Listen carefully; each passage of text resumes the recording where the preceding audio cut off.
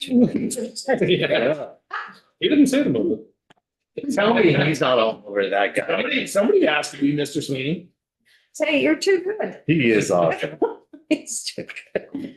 Welcome back, folks. This is House Corrections and Institutions Committee. It is Thursday, March 12th. We're shifting gears again. We are dealing with House Bill 294. We have a new draft 1.1. And this is now in a form for the committee to really work through. I'll do a line by line as quickly as possible. This is a strike all to the underlying bill. And this would be the structure of it. And we have John to walk us through. So what I would recommend, please start at the beginning with section 1, the intent section. And I would ask as well, after maybe you do the broad explanation, that we spend some time, let the committee read the language. Okay? That's good. I'll give you a minute to Very finish good. it, Charlie. You get the whole dish in front of you. You want to move that away from here. That's an opportunity, not an obligation.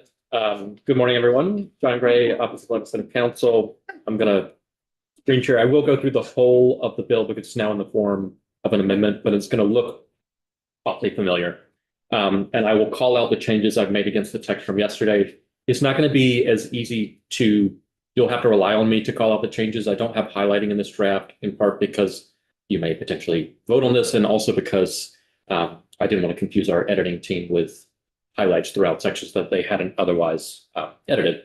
So this is a strike all amendment to H294, which is an act relating to commissary and telecommunications prices in state correctional facilities and fair compensation for incarcerated labor. I'm pausing over just the title itself. At the end of the amendment, you're going to see that we have language proposing to change the title because it's now a narrower bill. So let's start with section 1 on line 8 of page 1, intent language. This is all the same as you have seen before, but it is the intent of the General Assembly to create conditions of incarceration that encourage the development and maintenance of the personal supports necessary for rehabilitation. So 1 is creating conditions of incarceration conducive to rehabilitation. 2, mitigate the disruptions to family and community connections caused by incarceration by reducing communication barriers. So 2 is mitigating disruptions to connections. 3, divest the state from the for-profit prison industry. And 4, inform state correctional policy decision-making with data, fiscal analysis, and agency. It's all the same intent language as the committee has previously accepted. About time for the committee to process the information. Any questions on this, folks? Please read it. I know I'm a stickler, but it will help in the long run.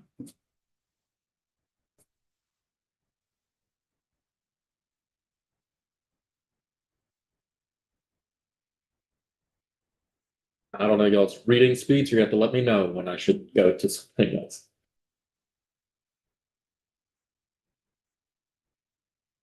Are you okay with this? Yeah. Questions? Okay. You have a sec. Yeah, checks off. So let's keep going. All right. Section 2, this was kind of the core section that started the committee down this path. So this is evaluation of telecommunications services report. It's on line 19. We have our due date on or before December 1st, 2026. Department of Corrections shall provide to committees of jurisdiction, that's House Corrections Institutions and Senate institutions, a written report evaluating options for, and then this is going to be a change against the text used on yesterday. So evaluating options for providing no-cost telecommunications services to persons incarcerated by the department. That is the change. Previously, this said inmates in state correctional facilities.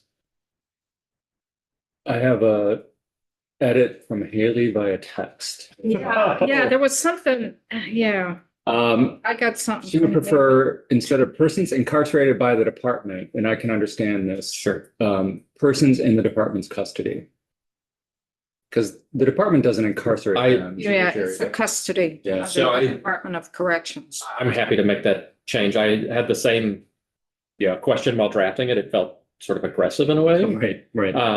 So be persons in the department, And the person in the custody. department's custody. in the department's custody. The question that I had about that is I thought that yesterday the committee had rejected that, and maybe I'm being too simplistic. I know that there was some concern that,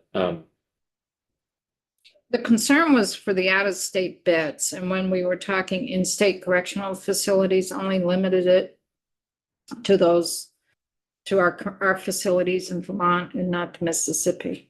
the thing I was thinking of yesterday that was rejected was like it wasn't under the supervision of, but it was a broader phrase that would have brought in non-incarcerated folks. So if DOC is comfortable with that, that makes all kinds of sense, and that's an easy change to make. Yeah, the terminology we use is under the Okay. Custody doesn't include field, right? That's exactly what I was trying to, yep. person, I don't know. I mean, that person's in the department's custody. As a report of the bill, this They language are- is important to me. Yeah, well, yeah, you're right. City.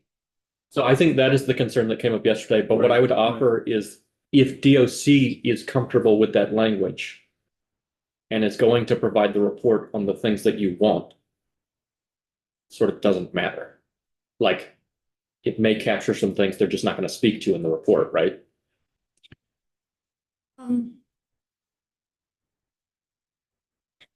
Clearly, there's no intent. So Exactly. where's the definition of inmate? I know I saw this recently. The definition of inmate is in the definition section in 28 VSA. Yeah, the definition section in 28 VSA section 3. I got it, I think. I don't have it. Inmate. Inmate means any person committed to the custody of the commissioner pursuant to the law and subsequently committed to a correctional facility. So it clarifies that it subsequently committed to a correctional facility. That's the definition of inmate. What if you just scrap the by the department piece of that and left it incarcerated? Any incarcerated individual. Yeah.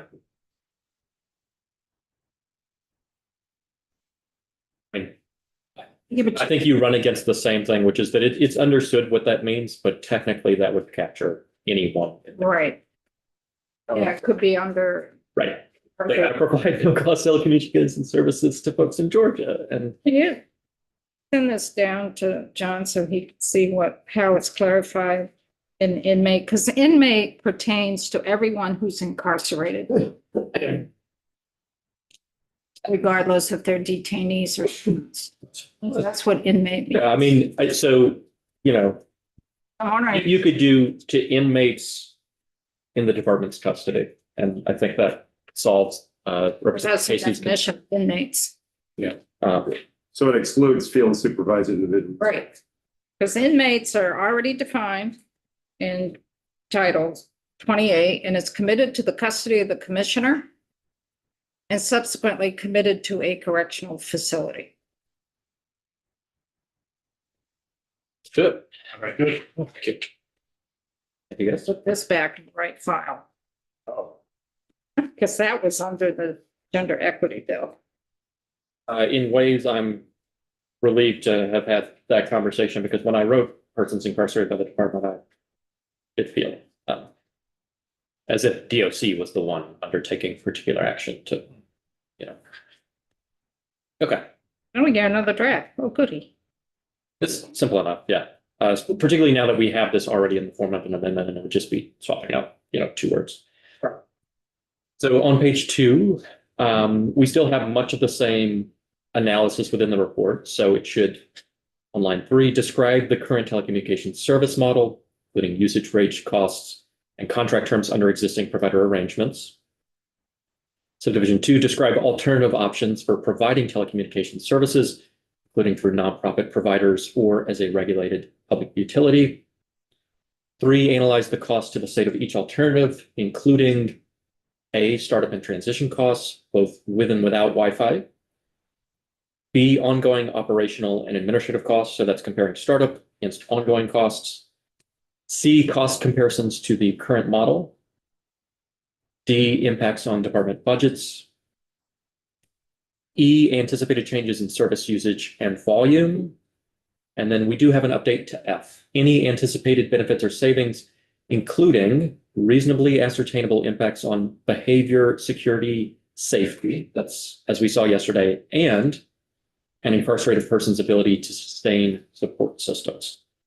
So reasonably ascertainable impacts on an incarcerated person's ability to sustain support systems is kind of the new piece that you can see in this.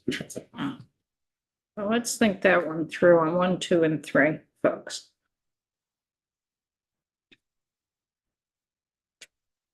Connor? Can I just get more, might be a Troy question, the regulated public utility? I'm trying to think of what testimony we took, or if there was another model that was based on or something.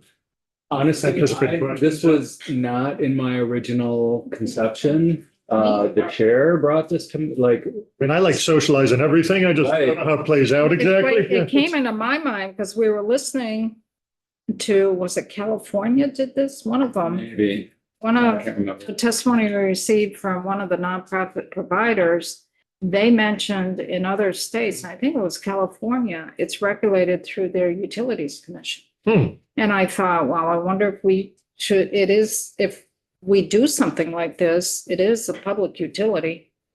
And the PUC regulates this and sets rates. Yep. Wouldn't you still need a partner, like a nonprofit partner though, right? Because I think it suggests everything, hardware and everything is built into it with the public utility. I thought it benefited or warranted consideration within this sort of study. Yeah, We're yeah. contemplating that, should we also consider PUCs as a potential collaborator here? And if you go to the next page, it's going ahead a little bit, but on page 3, the department will be consulting stakeholders, of which one is the PUC. Yeah, I guess So I don't know. it might just be a mess in my head. I'm thinking like Yeah, your a head's- regulatory body is one thing, actually providing the service is something else, I right? agree. Yeah. Can it be a both and here? Describes alternative options for providing telecommunications services, including through nonprofit providers as a regulated utility or combination, Yeah, something like that Nonprofit. more, yeah. regulated. And or is regulated. I'll leave it up to the wordsmith, the legal person. The language as is does what you want. Mhm. That's, you're good. So Connor, suck it up. Hey, it's my funeral on the floor, folks. Okay. I. I'm calling a recess if I get asked. And you're gonna get the evil one. I'm gonna be annoyed, yeah. Just saying to look at this. Yeah, I can handle it. It's fine. Through either of these options Yeah. or others. It's including. Nonprofit or as. I guess there's a lot of room for improvement on the current system. Mhm. We should be open to, I know what my preference is here, but let's stay open here as potential regulated public utility as well.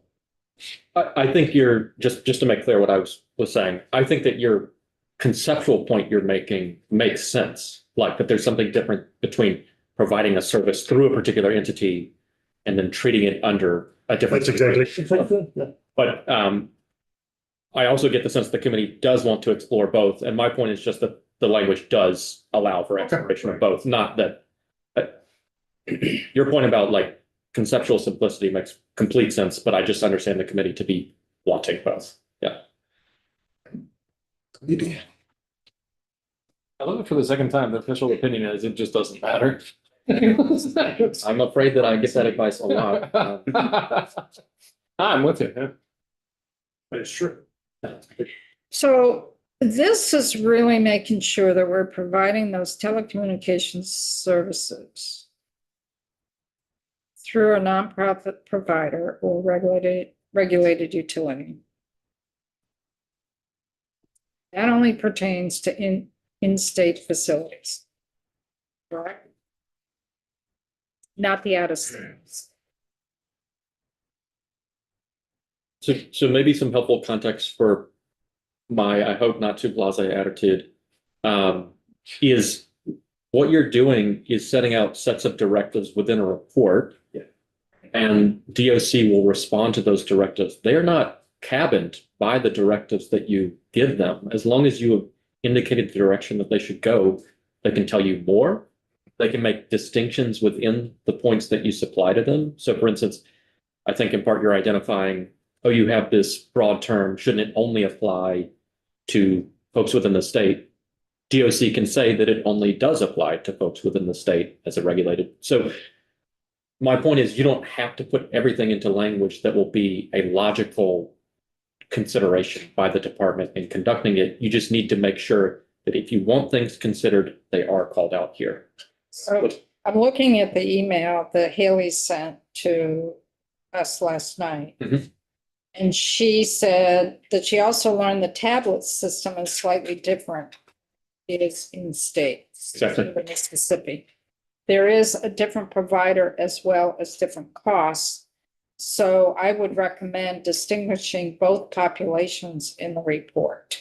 Exactly. And this is a good way to draw out exactly what I'm saying is you don't have to say in the directives to the DOC, distinguish by these populations. What she is saying is in the report, we will distinguish between these populations, provided that you ask for coverage of both populations, which is the change that you made to the lead-in language.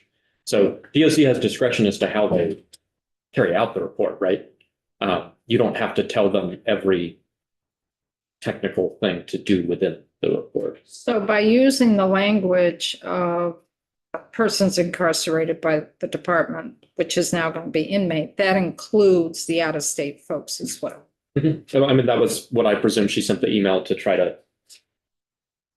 I mean, I understood her to be saying DOC would want both of these populations included and rejected the current formulation, which was persons incarcerated by the department. So I think you have. I'm normally asking the question, does the language capture it? Not is it 100% descriptive as to every detail that they should follow? So Connor, are you okay with that regulated public utility? Yeah, sure, Okay. sure. We're okay with 1, 2, and 3? Yes. Yeah, let's go to 4. Oh, shush. Okay. I remember sitting in those chairs and being bored too. I remember that. I'm bored. Doesn't like boards. Yeah. Bored? Oh my God, that's the last thing You're that happens dopey. in here. Dopey? Yes, that I am. We got the 7 dwarfs here. Figure it out. Don't give him that information. He's on various things. I have to keep it confidential, That's true. Yeah. despite the fact that we're live. Forgot. So identify, I'm on line 16. Identify implementation, operational, and transition considerations for each alternative, including, these are going to be the same as you've seen before, administrative, technological, and contractual requirements, operational changes, implementation timeline, and any required statutory, regulatory, or policy updates. So you would need to include those kinds of considerations for each alternative model considered. Are we okay with that, folks? Yep. Yep. Okay. Second to page 3. There are a few updates to the stakeholder engagement piece, which is what we're on now. So page 3, line 1, this is subsection B. In conducting its evaluation of options for providing no-cost telecommunications services, the Department of Corrections shall, when practicable, consult with the following stakeholders. We have a change in 1. This previously was Department of Public Service. This has been changed to the Public Utility Commission per discussions yesterday. On line 5, another change, but it's one that's not visible. We previously had a call out to the Office of the State Treasurer that has now been struck. So your stakeholders are 1, Public Utility Commission, 2, JFO, 3, 1 or more nonprofit providers of corrections telecommunications services with operational experience. A new subdivision 4, Core Civic. This was the concern related to the Mississippi inmates. 5, representatives of families of incarcerated Vermonters or organizations representing families of incarcerated Vermonters. 6, community-based reentry service providers. 7, justice reform organizations. 8, friend. And 9, any other stakeholders or subject matter experts identified by the commissioner as necessary for the evaluation. So this is your list of stakeholders to be consulted when practicable. And the updates from yesterday are we swapped out for Public Utility Commission, where we previously had Department of Public Service, and we cut the state treasurer and we added for civic. Any other thoughts on the stakeholders? No, it's covered. Sound good? Mhm. Okay, and then they get to report that to us. Subsection C, same page, we're on line 16 now. Department of Corrections shall provide to the Joint Legislative Justice Oversight Committee for the committee's analysis and input, and this is the same as yesterday, a first draft on or before September 15th of this year, and an updated draft of the report on or before November 15th. And you'll recall that we heard, or you guys heard, department comfort with those deadlines. Oh, so that's it for the telecommunications. Any questions? We only had one change. Okay, Page this is the wage. So we're jumping on page 4 to a new section, section 3. You saw much of this yesterday, but there are a few updates to these pieces. Some of it just stylistic, but some of it more substantive. So this is your wage impact evaluation report. Same due date, beginning on line 3, on or before December 1st, 2026. DOC shall provide to the committees of jurisdiction a written report evaluating the impacts of current wages for persons incarcerated by the department. I'll need to make that update to inmates in the department's custody. That 1, collects and analyzes the current wage levels for inmates. That's the same as we discussed yesterday. 2, there is an update to this subdivision. Identifies the categories of labor performed by inmates that would otherwise be performed by the state, and estimates the cost to the state of providing the same services through state employees or contracted vendors, including wage and benefit costs. So I did make a call on how to do this. I think you were trying to, the language yesterday was identify categories of labor performed by inmates, essentially for operational purposes of the department. There was some concern that that might be too narrow. It would pick up things like custodial, janitorial, but it might not pick up, for instance, the license plate work. I tried to get, basically, if this is something the state would otherwise need to be doing and therefore would have to internalize the cost, let's say that that's the call out. So this is labor performed by inmates that would otherwise be performed by the state. Works for me.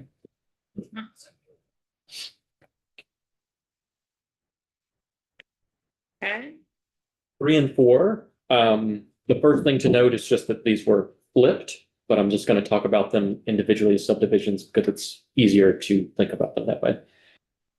So 3 on line 12 compares different wage impact scenarios and estimates the impact of wage adequacy improvements on outcomes for inmates, such as maintenance of family contacts, compliance with restitution and support obligations, reentry success, and participation in facility work programs. I'm going to call out the 2 changes that I made here, aside from flipping the subdivisions.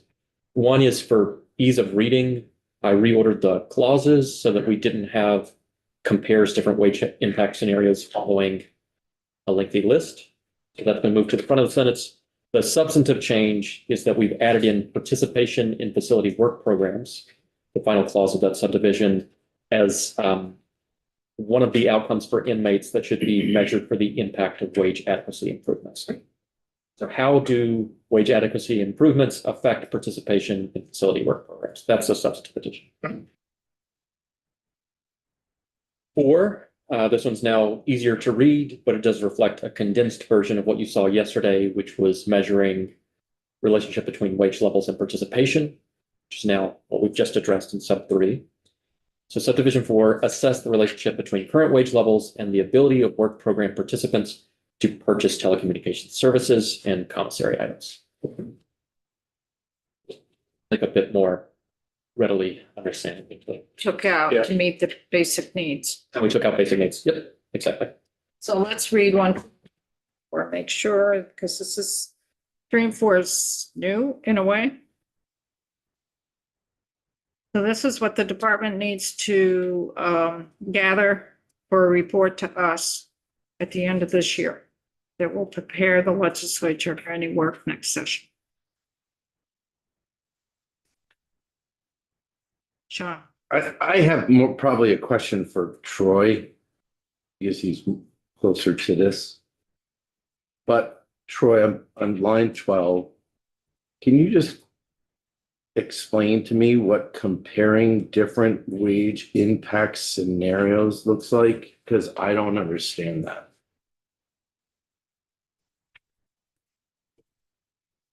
Wage impact scenarios, is that what you're trying to wrestle with? Yeah, like what is that? what are Like, we comparing? yeah, like what, how, when you show that to us, like what's that So look the like? impact of wages in this Yep. case, wages in this case average 65 cents an hour. Right. What's the impact of that wage scenario? The impact of that wage scenario is, it would take me 13 hours of labor to maintain. So really simple stuff like that. Okay. Yeah. That's all. I just wanted some clarity on And a that. different wage scenario could be getting paid what a state employee gets paid, and what would the impact of that be on my ability to fund a restitution Right. fund, or to continue my child support. Okay. Or to have money available to me upon release so that I can get into an apartment. And that's enough for people to understand that that's what we want. But that brings to light, I can envision DOC calling me in July and say, what do you mean by this? Compares different wage impact scenarios. Yeah, but I'm just 'Cause I thinking, think it may not be clear enough for them to interpret it the way that Troy interprets it. And there could be like 10 to Sean, or what do you? well, I'm just thinking, well, what Troy just said is crystal clear. Right. What wage impact scenarios, I almost would like, I mean, maybe that they understand that, but I didn't understand that until you said that. Like, is it just a prevailing wage scenario as opposed to Sure, like, 10 different ones? Well- yeah, something that's just more clear. That's all. I'm looking for more clarity there. That's all. And I don't want to like drive you crazy, but Too late. No, that's, I guess, Kevin? And the opposite is where I'm coming from on number 4. I think number 4 is perfectly clear and it's perfectly obvious. The relationship between current wages and the ability to participate in purchasing services. The more the wages go up, the easier it is to participate. It seems like an unnecessary question. so, to that one, I think what you would get from, you're correct that someone could attempt to comply with this language by just writing one sentence. The more you get paid, the more ability you have to purchase things. I'm skeptical that that would be the response. I think it would be more, how do different wage levels affect your ability to pay for it? So I could purchase X items in X quantities at these different wage levels. Like, that's the way that I think about 4. To the points on 3, one question I would have is, if you cut compares different wage impact scenarios and you just had estimates the impact of wage adequacy improvements, would that get you the same information? Because I read those together, the different wage impact scenarios and estimating the impact. So one question is, would that get you the information you want? If it doesn't, would this alternative phrasing get you what you want, which is estimate the impact of different wage scenarios on outcomes for inmates such as maintenance of family context? But I read, the first call outs in sub 3 together, and I think they kind of inform each other as to what the department's being asked to do. and I could be wrong, Sean? Yeah, sorry. So, I mean, I knew what it meant anyway, because I deal with economic stuff, but just like a lot of other stuff, anybody can be obtuse. And you sure that's a legitimate concern that somebody might try to misconstrue or say, I don't know what it means. But it does have a definition. It has a legitimate definition that 2 seconds in any kind of search engine is going to tell you what it is. I can tell you one of the definitions is analyze and contrast potential financial outcomes of different compensation strategies or economic changes. This process, it goes into more detail. but it's there. It means what it means, no matter what anybody wants to say. So if somebody does want to be obtuse and say, hey, I don't know what this means, it's not hard to say, hey, here's what it is. It's not a made up term, it's not a made up word. I realize that most people have never heard it, but the professionals in the realm should have heard it, and we should just be able to be aware that it wasn't something that John made up yesterday or whatever. You know, I mean, you could be creative enough to, but in this case you did, so. I definitely appreciate that too. And I think it goes back to some of my earlier points about how prescriptive you need to be in language. But I take the point. So I'm happy to do whatever the, Yeah, I just want to make sure DOC understands what we're looking at with that. Those 4 words, compares different wage impact scenarios, 5 words. That's all I'm concerned. Because many times we have put stuff for a study or in language. And then the following year they come back or obsession, well, we need more clarity in terms of what you meant here.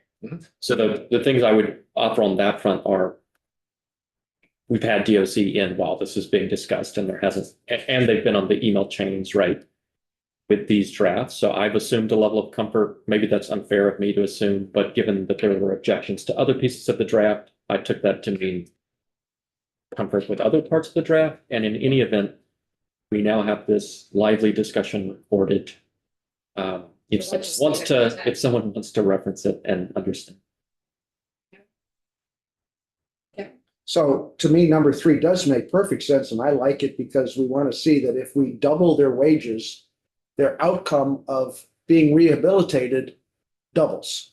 If we triple their wages, the outcome's even better. If they can project, I don't think they can, but that's what number 3 says to me.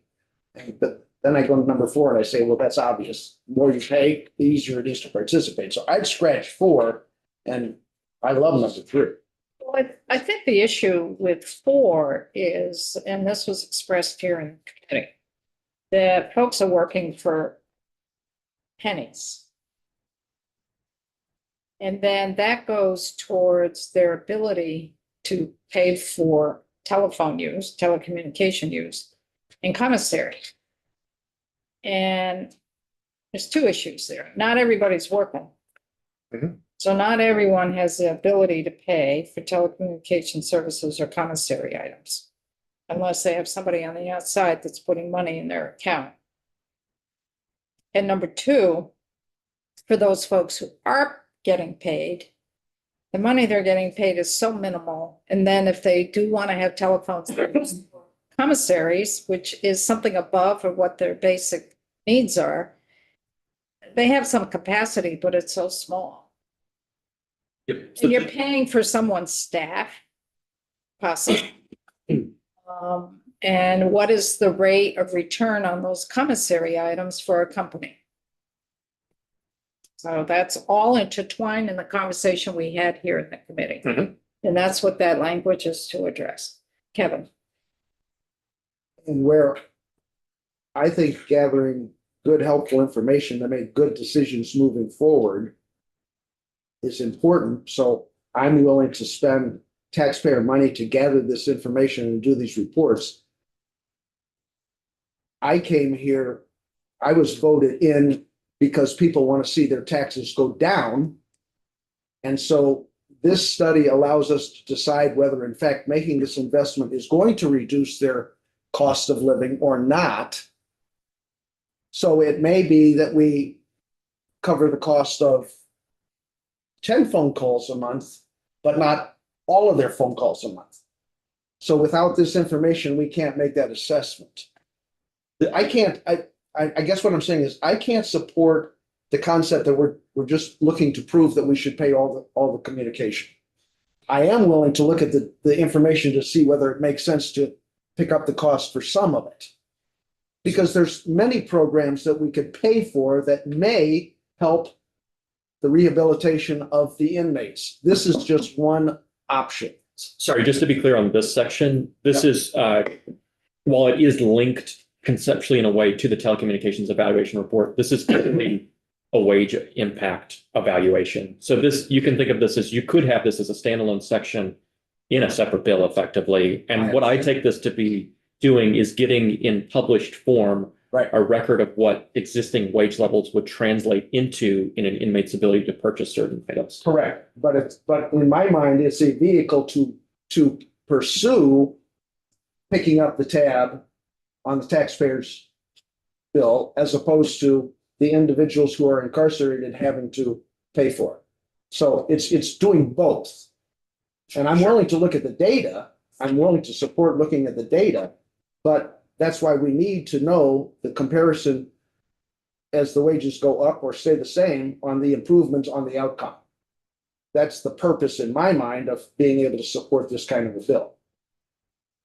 And also, just to remind folks, these are just report backs. This isn't putting anything in place for corrections so that it gives Right. the next legislative body and folks who are looking at this more information than we have, so that can go forward and make a decision. We don't know what that decision will be. Right. It may be to keep what we've currently got, or it may be something that we haven't even thought about. But the goal of this bill, both for the telecommunications piece and then for this piece in terms of the wages, is to get data and information that we don't currently have so that we can go forward and make a solid decision, whatever that decision may be. We don't know what it will be. It's a more informed decision. So just you can keep that in mind. That's what the goal of the bill is to get the data and get the information. Doesn't lock us into anything. Right. And it doesn't lock the future legislature into anything either. It gives them more information than we have right now. Sean, And I apologize because I should have just chat GPT'd it because it explains it really clearly. So I'm sorry about that. And I will catch myself next time, hopefully. And Troy did explain after a it, but while, we're not going to need you. it was definitely, yeah, it's right there. I'm just not a big economic guy. But just to be clear, I wasn't saying it for you. I was saying that we have this backup. Yeah. That we does have a definition. It's a legitimate question. Right. That nobody would have gave you the answer to if you didn't Right. ask it. Right. So, And to this point, we often have, we're dealing with technical subjects, we're dealing with things where none of them have professional experience, right? But we're assuming that the receivers of the information do have the professional experience to make sense of what we ask us to do. Assume it. I'll tell them to go to chat, whatever it's called, Chat GPT. GPT. Tell them to go to chat GPT now. I'm not going to condone that. Yep. AI. Yeah, we're gonna start. I've already seen some Yeah. frightening AI related things. Yeah. Absolutely my job this session. So, absolutely is. So where are, anything else on 1, 2, 3, and 4? Are we all right with that? Good, yeah. Okay. Then the effective dates upon passage. effective date on passage. The thing I do want to note is 2 little lines on page 5. After passage, the title of the bill be amended to read an act relating to telecommunications services and wages in correctional facilities. So tighter title than the existing bill is introduced, which spoke to other pieces. So we've made 2 changes. It's the same change in 2 places.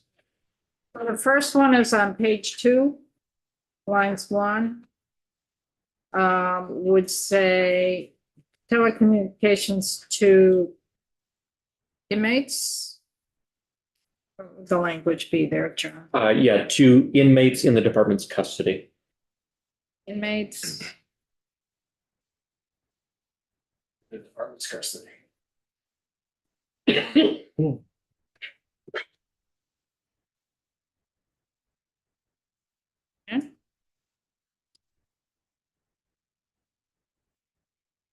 I'm assuming you're putting that in right now. Yes.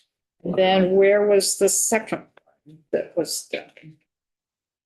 That was on page 4, line 6.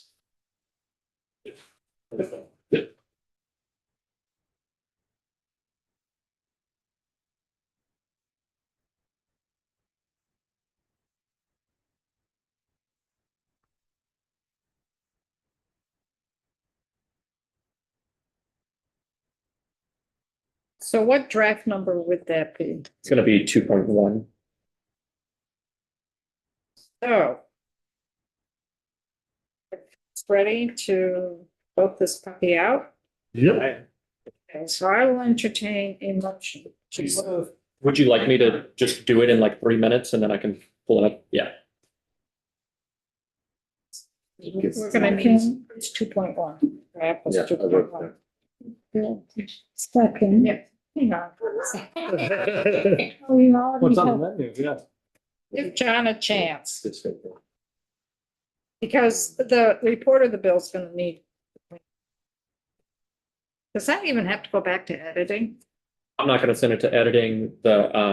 It's something so small. Every bill that is some formal action is taken, editing will see it again as it goes back through. For something this small, I would be wasting their time for me to send it right now.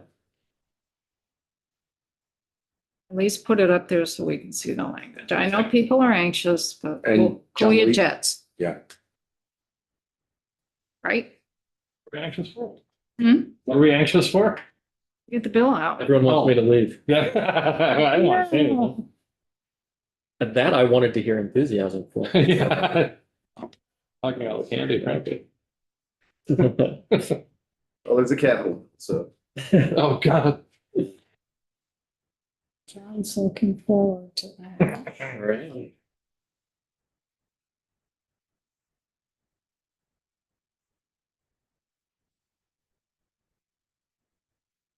Had to get one bill from him. So this will be up next Tuesday as well. Tuesday, all right. So Right on. there's no need for it to go to approach or Ways and Means, I don't believe. Okay. I guess we put the word fee in there somewhere. Just for fun, yeah. Well, have you heard anything from approach? I was down there. Oops, sorry, 11-0. Nice job. And they didn't change anything. They kept it and Trevor's the one reporting it. So you're gonna have to make sure you're here at 10 o'clock Tuesday morning. We're holding it to it. I mean, Alice is, I'm not gonna be doing it. I'm not doing the Oh, when report. I know I have to be somewhere, I'm there. John, today's date. Inference. Let's go to today's date. Can you go to today's date on this? Because this is yesterday's date. Yes, yes, Okay. thank you. Wait, I'm glad you said that because I actually had not updated. Oh, John. Give her another piece of chocolate. You want Girl Scout cookies? I will want Girl Scout cookies at some point. Are you holding there? Yes. I have purchased Girl Scout cookies 3 different times. Now, wait a minute, make sure he finishes first. I'll just get chocolate all over the keyboards. Yeah, no drafting, no cookie. Oh. You have as much fun in other committees? I probably don't. We're dealing with different issues. They're a little bit more Political intense. answer. He's in institutions. He's dealing with some issues that are more volatile than what. I mean, there are certain committees without naming them, you see people come out of the rooms and they just look traumatized. Well, we look traumatized sometimes. I'm We just look dopey. gonna find some other 7 dwarfs. Gonna find out the names of all those 7 dwarfs. You can do that. You're always looking online. Let's find out what they are. Sleepy, right? Yeah, Sleepy, dopey. preachy. What is it? Me. Sneezy. Sneezy. Judgy would be a good one. Oh, Sleepy, dopey. I don't remember. He's looking them up. Sneezy. Sneezy. Oh, sneezy, that's you. Sneezy. I'll be sneezy.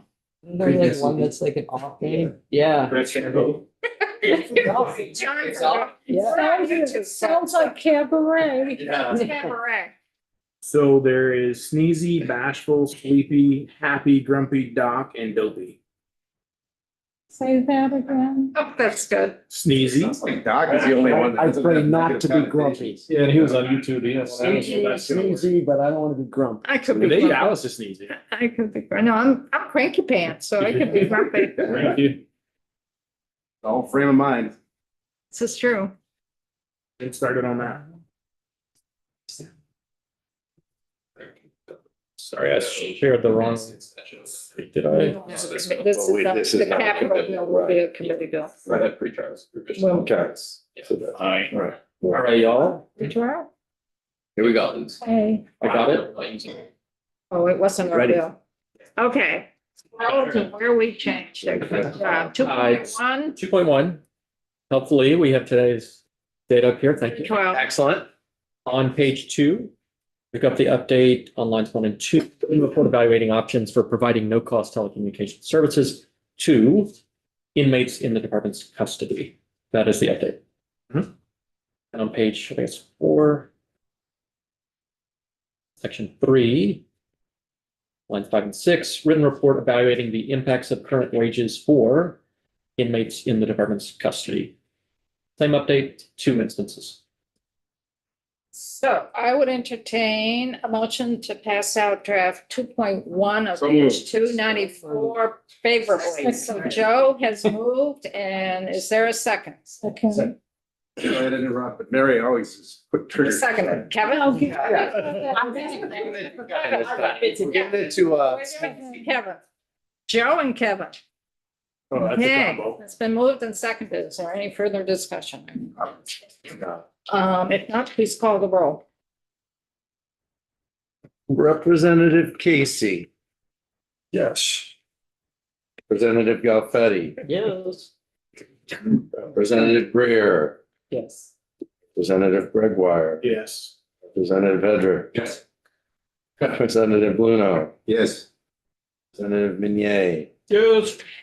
Representative Morrissey, Yes, Sweeney, yes, Representative Winter, Yes, and Chair Emmons. Yes, 11-0. good job. So Connor, you're gonna report this? Yep. So you need to get the clean copy. And then and Tate will help you. You need to email it down to the clerk's office indicating you're the reporter of the bill All right. and what the vote was. We can do it. Yeah. I believe in you. Okay. Thank you, John. John. Thanks, John. Big help. Is it done? Then, next week, We're half an hour early. we're half an hour early. So next week, we're gonna, for John, we are going to. The information is correct. We're gonna be starting markup on the capital bill. We haven't done anything for scheduling yet, but it's just gonna be markup. So I don't know what your schedule is gonna be like next week. Go ahead and schedule me for whatever you can. Live in here if you wanted to for a while. Really? Oh, I have a sense that others may want the same, but Well, a lot of bills will be out. Well, they won't be. me, yeah, my, The way that we start, it's gonna be really kind of laborious at the beginning, but the way that we start, we'll just start at the top of the spreadsheet. And just Okay. go through line by line. Scott usually is here because Scott does the spreadsheet thing. But as we start going through and start trying to figure out money piece, we need to go back to the testimony that was done on that particular item. And then more questions will be asked, and then we'll have to schedule people in to come in and refine it. Refine that testimony. So the first walkthrough was pretty high level, and then we'll get in deeper and deeper as we get through it. yeah. And the form, as I'll bring it to you guys, will look like the governor's recommended, right? Like that's the starting place. It's gonna. That's gonna be amending Exactly, our current bill. exactly. So it'd be, right, but we don't want to look at the Oh, language. you don't want to look at the language yet? No, we do the spreadsheet first. Okay. But you need to have the language in place. We would probably get to that towards the end of the following, the end of next week. So we do Okay. the money first. Okay, so what I will plan on doing for my purposes is I'll just have a version that's in that form. Yep. Not show it. Yep. Listen to the discussions, and then I can update the draft as appropriate. And then when we get to the text, I can call out, this originates from GovRec. This came from discussions, markup, whatever it might be. Because sometimes we'll say, well, we should have language added to this as we go through markup for the money. And for certain items, we may say, well, we've got to have language added to this, so that then kicks in for the new draft, but we won't see that draft probably till the end of next week. And Are you still pushing for the 20th? I'm doing whatever. Okay. Doing whatever. It depends, you know, I don't know what's gonna happen on the floor next week. We're gonna be on the floor at 1 o'clock next week. Yeah. And at times we have to pull I hate to do this, but at times we might have to pull the committee off the floor. Depending what's up and depending, keep a quorum, because sometimes some other committees have to be off the floor. So I just want us to really do our work as much as we can in the morning. Mhm. For that. And we'll see. Yeah. So anything else for John, on this one? Okay, thank you, John. Thanks, Jen. I don't know why this is happening. There you go. Must be the chocolate. Gotta be the child. Cinderella story. Here's some. So What's that? Michelle Childs is coming in at 11:30 to talk about recidivism. Is there anything, did folks bring home and read 550? Because I really wanna, is there anything that's starting to come up to the top here for folks? What you read, I have a few questions here and there. Hillary's coming in with a new draft, I'm gonna bring it up to her with a new draft, but I had some questions or clarification, anything from other folks? No? Oh, Folks want to have like a half-hour break? I think we, Good. I mean, Yeah. yeah, it's supposed to work. didn't we discuss if there are any issues? That's what I'm asking. I'm not picking anything up. Good. Yeah. That's what I asked. Like yesterday. So let's come back here by 11:30.